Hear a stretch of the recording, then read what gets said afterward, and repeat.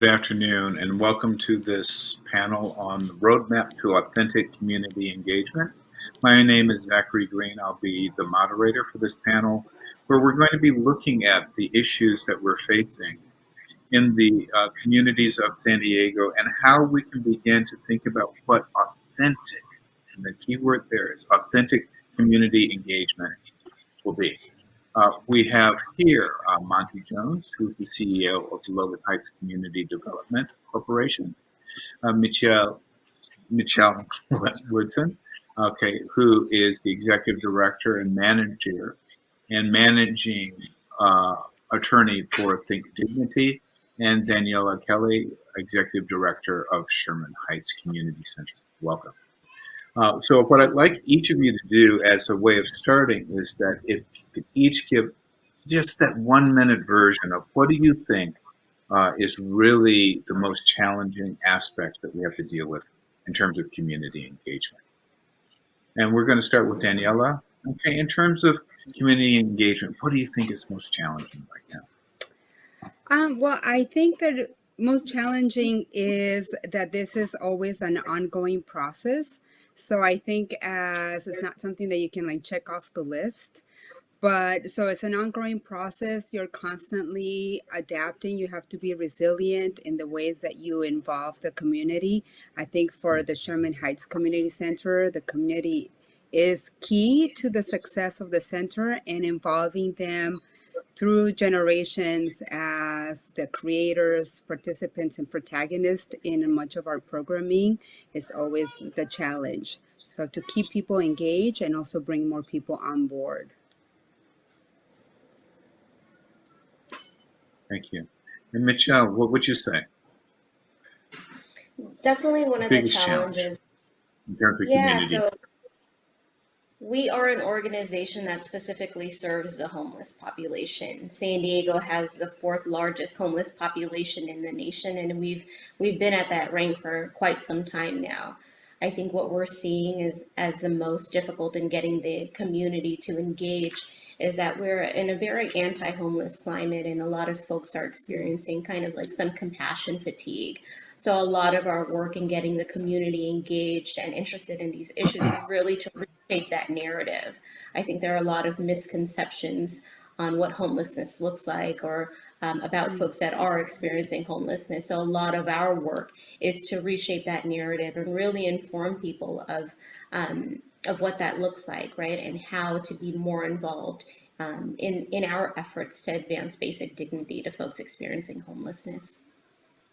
Thank you very much for that. And then Monte Jones, same question. What is community engagement really about? Well, for us, it's about building trust, first of all. I think working in Logan Heights, we've over the years have had numerous, whether it's organizations or individuals who've come into our community and want to do things, but it's definitely a trust factor. And it's time, spending a lot of time getting to know our residents, getting to know our small businesses, and finding out what are some of the things and needs they need in order to be successful and live a comfortable life here in Logan Heights. And we've been doing this for a while, and what's most important for us is that having a person on the ground constantly to address a lot of the issues that affect people every day in our community. And then, like Daniela said, it's not something that it's a check in the box. You know, it's something that has to happen constantly, like every day, almost 365. You're in touch with them in front of their face. You're in touch with them via social media. Uh, any means of communication is the approach we take here in Logan Heights. Well, thank you very much. And I want to stay with you for a second, Monte, and I'm going to ask you all the same question. A lot of the nonprofits in San Diego have no idea of the kinds of work that is done in some of the community. And so I just want you to give a full sort of picture of what it is that you're facing in terms of the challenges of the communities that you represent. And Monte, I'm going to start with you, and then I'll go to Mitchelle, and then Daniela. Okay, so Monte, what are you really facing?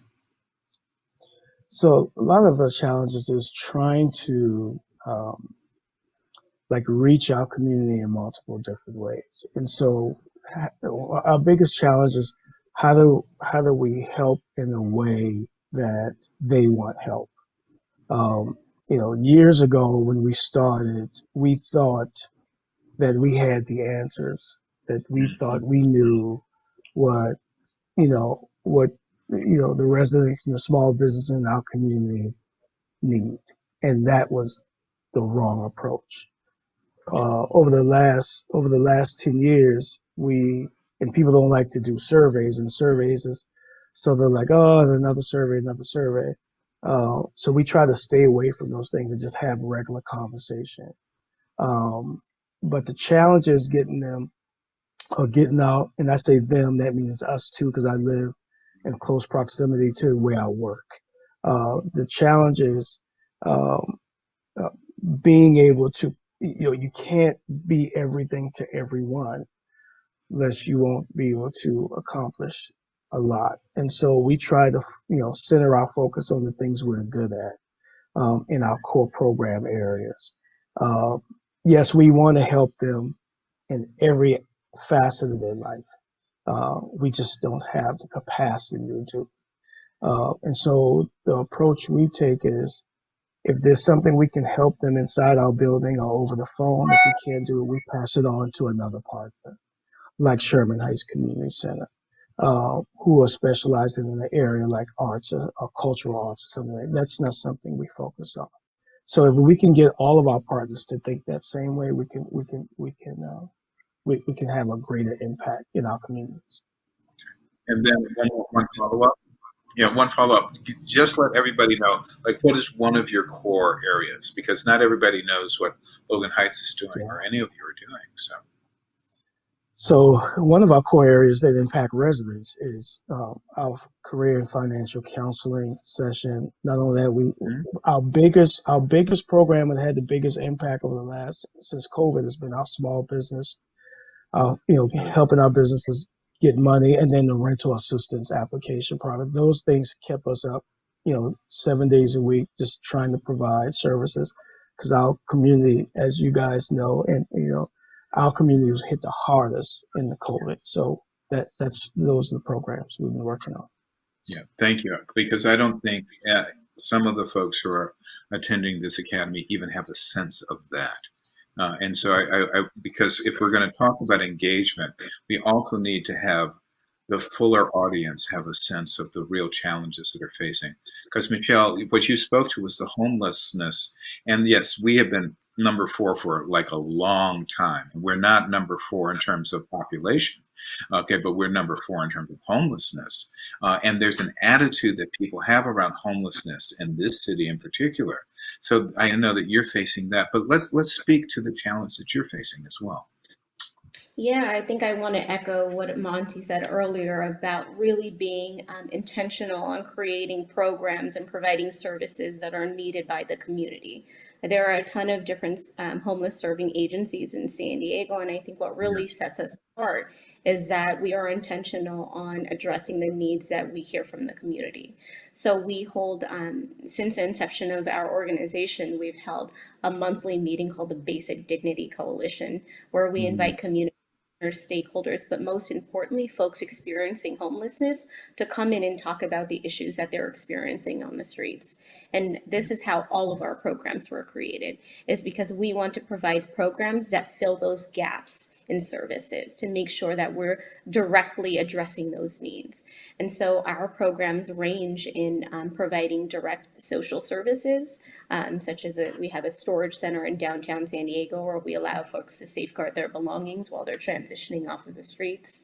We have different mobile programs where we meet people where they are, literally and figuratively, to provide mobile showers. We have a street boutique where we provide brand new unused undergarments and menstrual hygiene products.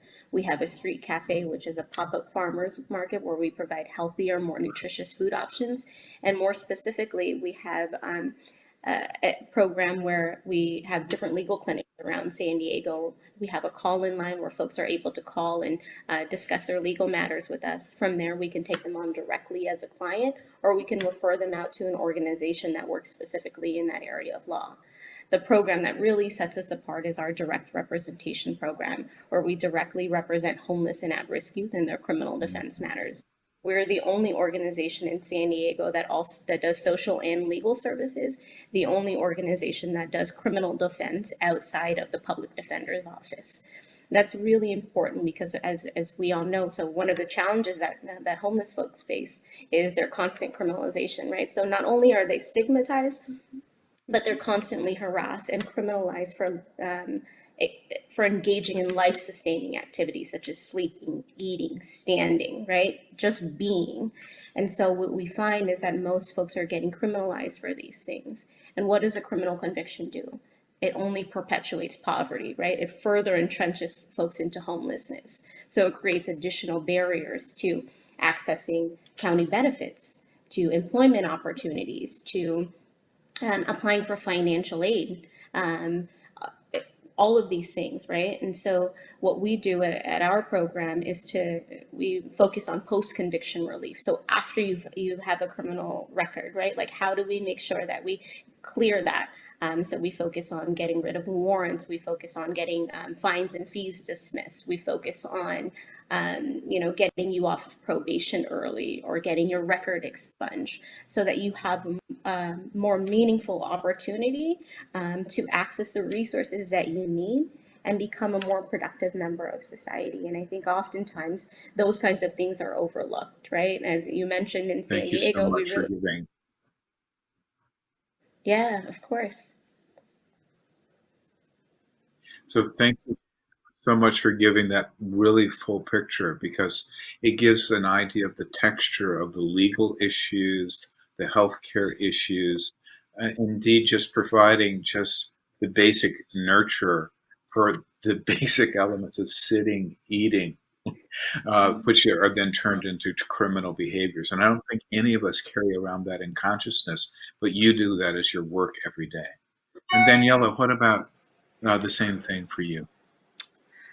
For us, I mean, I think one of the challenges is reaching the community that we serve in this time because, most of us are pivoting to digital content, digital programming, but the community is really diverse. Not everyone is as versed on, social media, nor do they have the same type of access. So there's still this kind of pending digital divide in many ways. And sometimes the people that are more vulnerable, such as the elderly, are the ones that are not going to get, not going to be on Instagram, perhaps, or maybe Facebook is a little bit a little friendlier.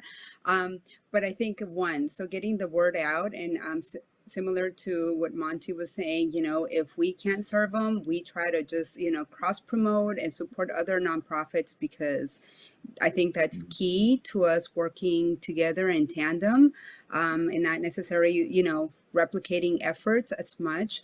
But I would say so that would be one of the majors, reaching, letting people know, getting the information out there. Also, just the kind of shift to digital content that also requires capacity building and infrastructure and funding that perhaps was not forecasted in our budget. So we have to kind of work and learn the tools and it's okay. We're a resilient community and we use creative ways to do things, but it carries with it some challenges.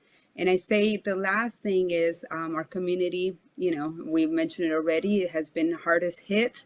And the center really depends a lot on volunteers to get our programming out there. So how do we do this in a way that is safe, that we're not putting anyone at risk as well? Because we don't want to, ask people to come out and volunteer and at the same time, kind of put them in a situation that we're trying to avoid from the beginning. So our kind of, human capital is out there and they want to help, but we don't necessarily sometimes have the capacity to do it in a safe manner as an Right. institution. One of the things What's beautiful about what you're speaking to is that a lot of community-based organizations depend a great deal on their volunteer corps. And right now, that is extremely challenging. And you also spoke to the digital divide being something that is there. But we're talking about this whole notion of community engagement. Okay, the community engagement.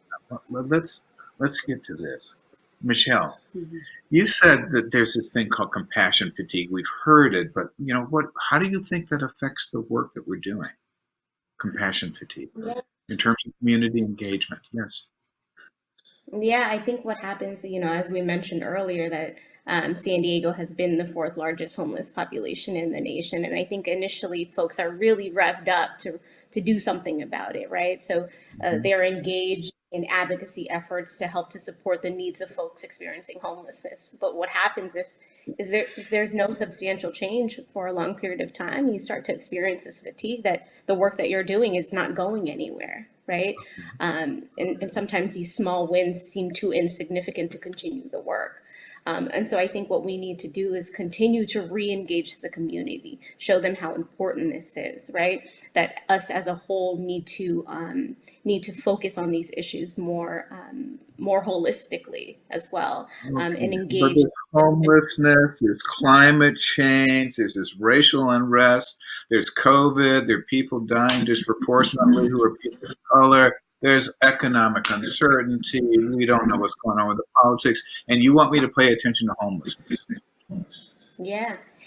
When I talk about the issue of homelessness, it's really the end Right. result of system failures. So it's all of those Okay. issues combined, right? Thank you. So it's Yes. so the same populations that we're seeing historically been marginalized in all of those areas that you just mentioned are also disproportionately represented in our homelessness population, right? So gender inequality, racial inequality, wage gaps, right? All of those things are incorporated in homelessness. So if we think about homelessness, you're interested in any of those other topics, you should also be interested in homelessness, right? Because those same populations are disproportionately affected.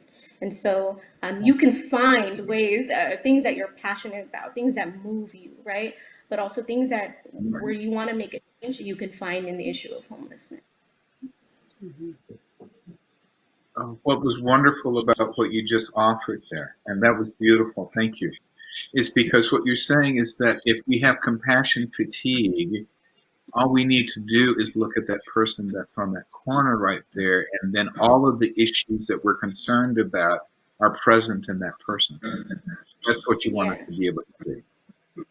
Okay. yeah, Now, definitely. finish your thought, Michelle. Finish your thought. I'm sorry?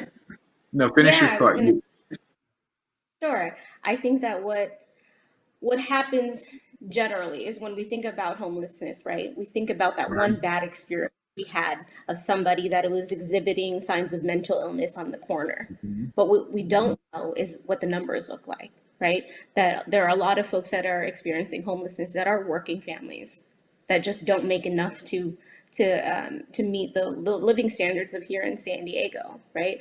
That 40% of our homeless population are homeless and at-risk youth that are unaccompanied, right? I think that when I started working for the organization, I was surprised in that the folks that I was representing, I don't think that you would think that they were homeless as soon as you saw them, right? Because we have this misconception of what homelessness looks like. And I think if we start expanding that, start understanding that it's families, that it's not just, so yes, of course, single folks, right? But that's families, it's youth, it's working individuals, right? It's folks that are contributing to society, just don't make enough, right? I think that helps to expand the ideas of that homelessness is not just a blight on the community, right? That this is our community, and we need to continue to support people um, as they're facing these challenges that so many of us could face at the blink of an eye. Well, thank you so much, because then I want to deal with it. So that's the compassion fatigue. Now, Monte, one of the things that you said is that when you started out in Logan Heights, you knew the answers and you knew what the community needed and you were going to provide what the community needed, right? Well, come on, Monte. There are people that are experts on these issues of community, and aren't we supposed to listen to what's supposed to happen? Isn't that true engagement? Yes and no. So so like, so you go to school, you learn about, the very intimate parts of how to engage and run an organization and work in a Right. nonprofit. But then that does not translate to reality when you're on the street. Because when you have to go up to someone's door and knock and talk like we were doing, that's why I'm in my census t-shirt today. We were canvassing for hours this morning, telling our residents to please, go do the census. That's, intentional. I mean, we're in front of them, we're knocking on their doors. And then, oh, by the way, what else can we help you with? And we come to find out that, some folks might need help with their resume. Some people looking for a new job because they're in these touch and go. It's, Mhm. you provide these things, but that's not what people want. You have to get out and do some face to face canvassing, and it has to be genuine with humility. We talk about the homeless. That's a great piece because every day we come to work, there's homeless people in front of our building. We have we have a preschool where kids are showing up at 7 a.m. Well, 6 a.m., but we have abbreviated schedule to 7. you know, we have to say, hey, how can we help you? We keep toothbrushes, all this stuff handy. We just don't say, get out of here. It's about community engagement and humility is 24/7. So you just can't practice it when you come to work from 9 to 5. You have to practice it 24/7, But 365. you, yeah, but Monte, come on, but they're experts that know how to deal with it. Yeah, I thought I was an expert too until I started doing this work, and community members, quickly told me by not showing up, what's the deal? You have an event, you have a class. Oh, this is a great thing, and no one shows up. That's the answer to your question. That's not what they want. So Okay, you thank have to you thank have you. I to really appreciate talk to them. it. Yeah. Okay. Now, Daniela, okay, so in Sherman Heights, what would authentic community engagement look like for you? You already spoke to the fact that you're dependent on volunteers, but we can't do volunteers during COVID. So, what would community engagement look like now? Well, we are gearing up for our Day of the Dead celebration, which is going on as 26 years. And that's kind of, I'll use that as an example because we're best known for that. It attracts around 15,000 people in a month, and we're a staff of 4. So we'll pull this off because we're able to tap into the community to help us, bring it about. So right now, our community engagement looks like still reaching out to those folks that have been with us for sometimes over a decade, and we're doing it over Zoom in terms of kind of the practicalities. We are our community engagement, like Monte says, and as well as Mitchelle, is really being out there face to face, weekly meetings, 3 months ahead of time to get the work done, coming to consensus over what's going to get done, who's going to get do it, sharing resources, um, and working, conversations. It's a slow process, but the engagement is proved, or not proved, but I think in the way that people keep showing up because this is a meaningful experience for them. And the way that it becomes, I think, meaningful is because we create the opportunity as a community for them to be in the driver's seats. They're the ones that decide what the celebration is going to look like. They're the ones leading the workshops, the conversations, the Catrinas. They're making the puppets. So they're the protagonists, the creators, and the people that are also the participants.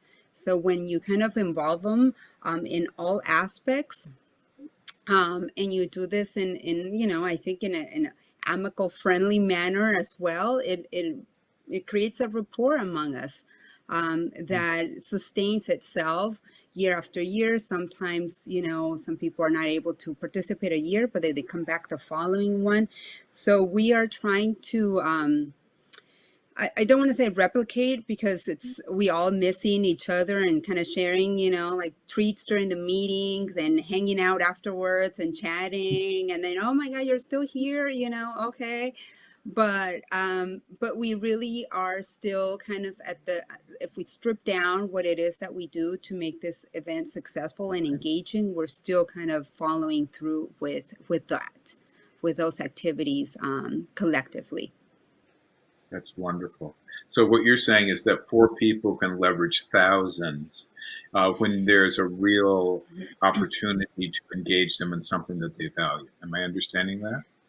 Yeah, or maybe thousands leverage 4 people. I really don't know which way it goes, because, Right. I can speak of my experience. I was a resident in Sherman. I started going to, I think this is the beauty, and this kind of reflects this engagement. I started going to the center as a community member, was felt welcome, engaged, and I felt the programming reflected my values, my interests. We deliver a lot of our programming, whether it's services or cultural programming, from a cultural perspective. So we bring in the service, but we kind of package it in a way that's already familiar to the community, and it's something that they're interested in. And that really makes it, more engaging. And I think it also, we try to highlight the knowledge and expertise of the neighborhood by making them kind of the instructors of the Zumba class that they want to take, or, so just to go back, so I started like that as a community member, then as a volunteer for over a decade, and now I'm staff.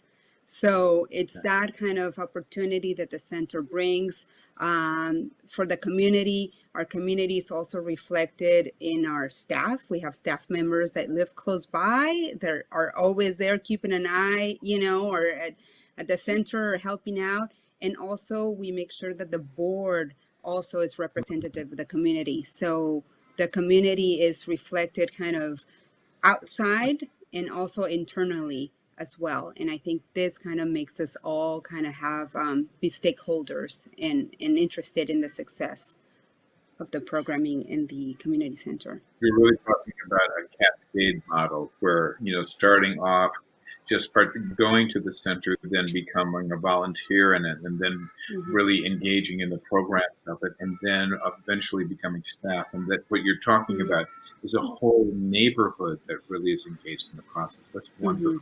And that gives one picture. But I want to talk about the parts that we don't want to talk about. So there are these little things that we are in this, what I have down here, the Great Awakening. And so there are all of these ways that people want to be engaged there. But then there are also the challenges that some of the engagement is more about performance, but looking like one is engaged. And then sometimes, unfortunately, then there's cultural appropriation, where people then come in to the community, say that they are doing these wonderful things, but then they just sort of step back when the attention or the spotlight or the cameras or the Insta story isn't on them. So I'm trying to get to a really, really delicate issue here. In terms of community engagement, how do we balance the fact that there's this awareness moment that is present right now? It really is here. But sometimes some of those things do not have that authenticity and that depth. And so I want to start with you, Mitchelle, and then I'm going to go to you, Monte, and then Daniela. All of that is to say, what does authentic community engagement look like? Yeah, I think that's a really good question. I think it's really important, as I mentioned, is when we're engaging the community, we're super mindful of what it is that the community needs, right? I think specifically when we're talking about the issue of homelessness, you get into this gray area of whether or not you're exploiting poverty, especially when we're providing these kinds of services. So even with things as simple as that, we don't take pictures of the people that we serve because we don't want to showcase the good work that we're doing by exploiting the people that we're serving, right? So, but it's also important to share these stories, right? To hear what people have gone through, so that we can again continue to reshape that narrative, right?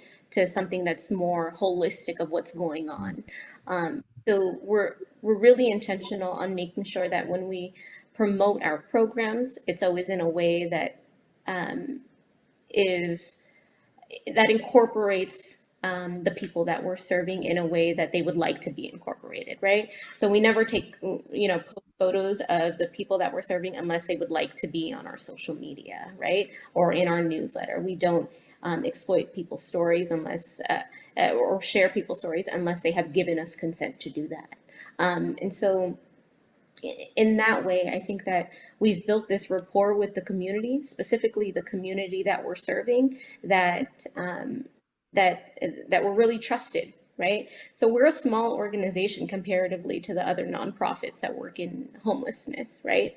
But we have this rapport in the community that we really do provide dignity, that we do provide respect at all of our programs. We welcome folks with open arms, and I think that authenticity shines through, right?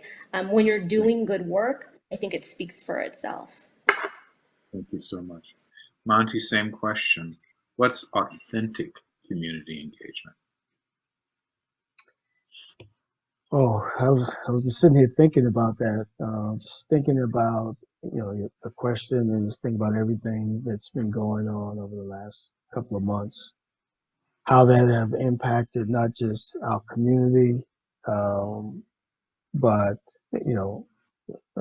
people like myself and others. And, everyone wants to do something to help. And so we have to, oftentimes I have to, think about it a little deeper. I'll use, I'll use the census for an example. This is a pretty big deal for our community, trying to get people captured, right? Um, it's only when I think of folks who reach out to us and say, oh, well, we want to help. But then they didn't want to help until at the end. We needed them to help the entire time, like from the very beginning. And I'll just go off on a tangent here if I can, is that, organizations like ours, and I say ours, that includes Mitchelle and Daniela, because I consider us, small nonprofits. We oftentimes don't get the resources, and I use resources as funding, to do the work we need to do in our neighborhood, to be intentional about helping the people we want to help. And but then folks see an opportunity to take advantage not of just our community but of our organizations, whether they want to do press conferences or they want to call about a story, and we're just not about that life, right? Right. The work we do is authentic to the people, and we don't necessarily need, press coverage. And if we're going to do our press coverage, we'll do it on our own. We don't need someone to, come to the table and say, when it's time to get a little media support. We're not doing that. That's just not authentic for us. But there are people who want to be a part of something when they see an organization is having impact, but oftentimes they're surface. Well, I call them surface people because they only do just enough for, to say, oh yeah, I showed up to one event and, I lift a pencil or two. That's not authentic. That's just, I'm just going along for the ride because, we're doing good work.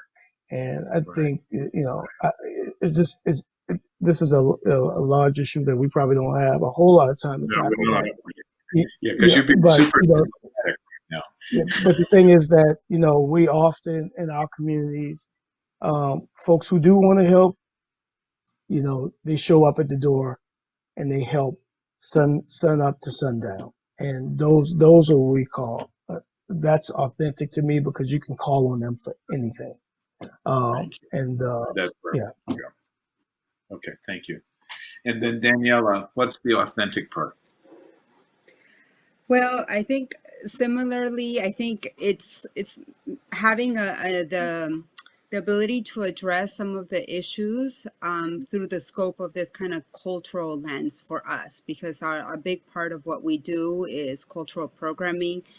So for people who want to get involved, it kind of, for instance, we're doing the Day of the Dead. It's going to have altars dedicated to deaths, Black Lives Matters, COVID deaths. So we're engaging kind of with history, with the issues that are affecting our community, but through this kind of cultural lens that is something that we're good at and something that we have the trust of the community in with.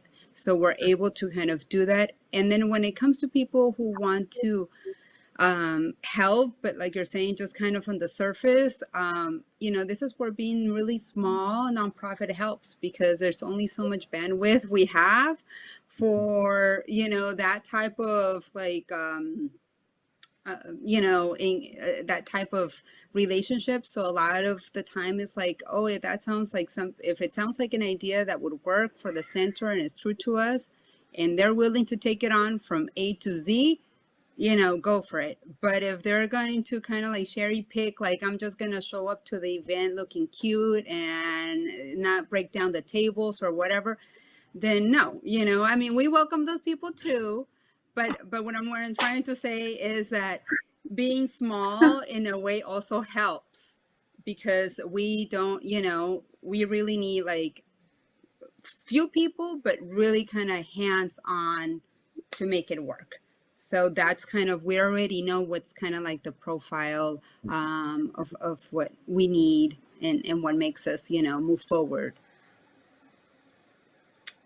So What I like about all three of you in terms of this particular question is that you dug deep into that space of diplomacy. That's the only word I can use to sort of allow it to be communicated. So, but no, I'm not about that. So let's we only have a few minutes left. So we're supposed to develop a roadmap. So the four of us together are supposed to present to the people that are listening, what is the roadmap to this kind of engagement? But there's one question that was raised, and I want to make sure that I address it, is that we're in COVID. And so therefore, all of this also is in this digital moment. And there's a huge digital divide. In addition to COVID disproportionately affecting our communities, we also have a disproportionate impact in terms of digital access. So how are you managing that? And just a short version. How are you managing that? Because the last question, I already told you what it's going to be, is what's the roadmap? Okay, so digital divide. How are you managing that, Monte? Yeah, that's a big one. And specifically in our community, that's a huge issue. It's been an issue for over 20 years. Yes. I can't believe we're still talking about a digital divide in communities like ours. But yes, we are. So what we try to do is we try to have we call people on the phone. Phone seems to be the last resort. Right. Is people like to talk, and so we call them. They call us. We make sure we pay our phone bill so they can have so they can make sure they got a number to call. But phone is the way we've been communicating. And then in COVID, we said if you need to have access to a computer, you can come to our center. We do all the COVID checks and got masks and hand sanitizers because we don't want them to miss an opportunity. So we probably saw during this time, we probably put up over 200 and some people through our building within a couple of months just doing PPP rental assistance application because we know they don't have the access. Okay, thank you. Mitchelle, homeless, digital divide. Yeah. Yeah, there's certainly a digital divide there. But as Monty mentioned, there are a lot of homeless folks that have access to cell phones at the very least, right? And so we have created a resource database on our website so that folks, it's like a kind of like a one-stop shop so that they can access all of this information in one place for different services, requirements, hours of operation, specifically how they've changed during COVID-19 and all of those Right. things. But most importantly, we've also we flyer. We're real old school in that Oh, we print a lot of flyers, a lot of resources and information, so that at all of yeah. our programs, whenever we have particular needs, we still have like a file folder for different things, and we pull out our flyers and hand them out at all of our programs. We post all that information up as well, so that information is available physically by hand, so that they can take that with them and share them with the people that also need them in their communities. Okay, good. Daniela, same thing. Digital divide. How are you dealing with it? The 30-second version. This All right. Well, I'll say same as the previous two strategies: calling people, chatting over the phone, letting them know what's out there, leaving, and calling over and over until we get someone on the phone, making that effort, and then also distributing flyers, doing our monthly food distributions. That's when most people come to the center. So we have partners, whether it's, Health Services of San Diego or other on-site partners. We tell them, come on over. Census, we give out Logan Heights, we partner with them and census information, and just handing out paper is not the best for the environment, but right now But is, it is is what what it is. it's what's working. Yeah, and what's working. So you can't disregard the impact of that, as well. Okay. Thank you. All right. So here we are, folks. Roadmap time. Okay. Each of you has a minute and a half to give the roadmap to authentic community engagement. We've identified what community engagement is, what it means to be authentic. I asked you this provocative question about, cultural appropriation and all that carrying on. So now is the deal. Okay, what is it? Okay, what's the roadmap? Okay, because it isn't just for the people that you engage. There are people that are listening that are looking at this particular panel and want to figure out what would actual authentic community engagement look like. So, you heard me. Okay, so what's the roadmap? Okay, I give you 10 seconds to think about it, and you each have to at least have 3 points.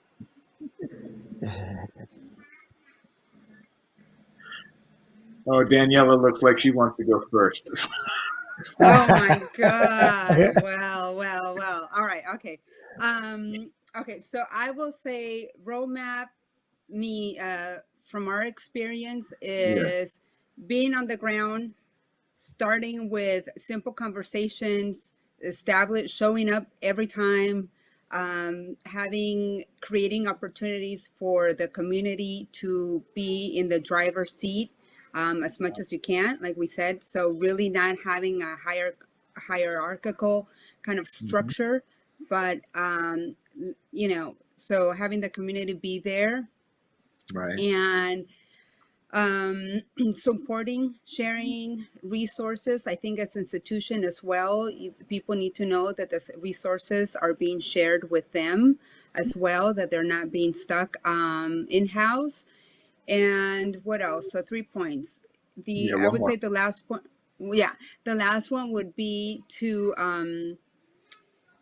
be also have, the sense of community be the people you work with, the people you collaborate with, and the neighborhood as well. So it has to be reflective across. Everyone has to see value in what it is that you're doing. Okay. And that's the way to move forward. Okay, that was wonderful. Thank you so much. Okay, Mitchelle. So I would say that the first thing that you need to do is really address the needs of the community, right? So we talked a lot about a lot of organizations providing what they think that the people need, right? So you need to speak to the communities that you're serving and ensuring that you're providing appropriate services, you're providing appropriate advocacy, you are, creating this roadmap that makes the most sense for the communities that you're serving.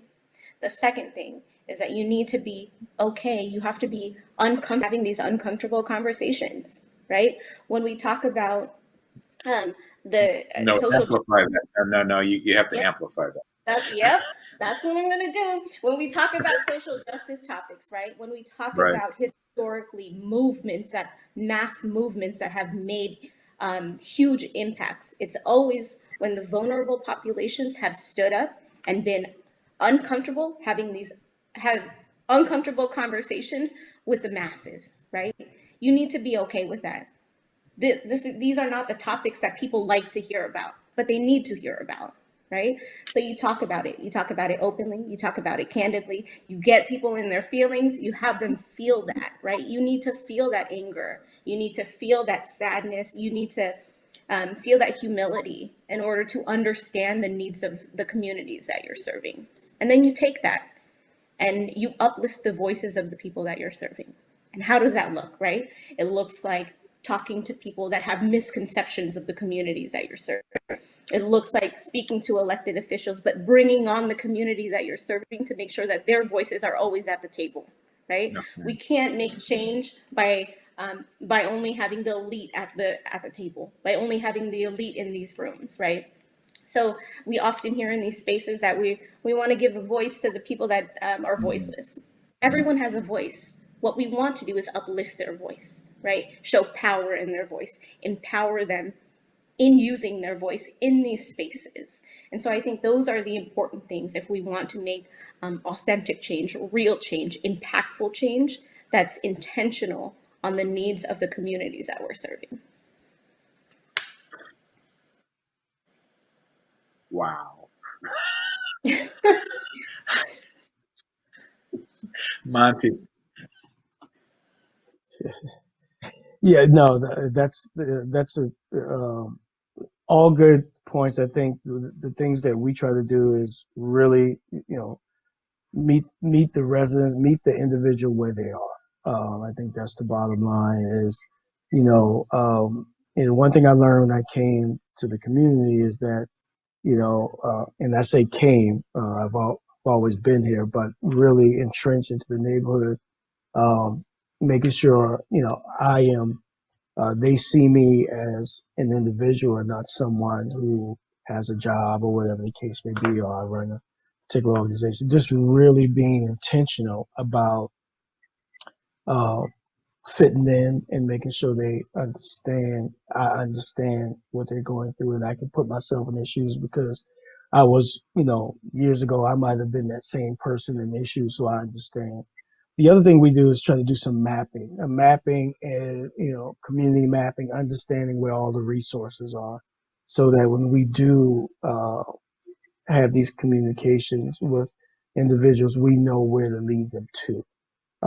Having those resources at our fingertips, uh, so that if we want to be a resource for our community, we need to know where those things are. So having a good mapping of resources is important. And then lastly, but not least, kind of touching on what the ladies have said, but creating leaders in our community by Mhm. and having a leadership academy or something. That is one of the things we're doing, is that now we want to give them the tools to be at city hall, be at the school board, fighting for their kids' education. We need to give them the tools, and we need to facilitate that for them and get out the way and give them the tools so they can be great. So Fantastic. So now you each get your final word. And I do mean that literally, like your final word. What is the one thing that you want to say to everybody, and put it in one sentence? Daniela, you're first. Oh, here we go. One sentence. One sentence. I would want to. What I would want to say is to engage fully as a community member in the things that are impacting your community. Okay, Um, thank you. That's so it. that would be it. That's it. Okay, thank you. Michelle, I would one say sentence. have conversations so that you can challenge the notions of of things that are challenges to the community. So open up dialogue, have these conversations. Thank you. And Monte, you get the last 10 seconds. The communities are great because of the people who are in it. And when you share that love, that's how we become great. Thank you.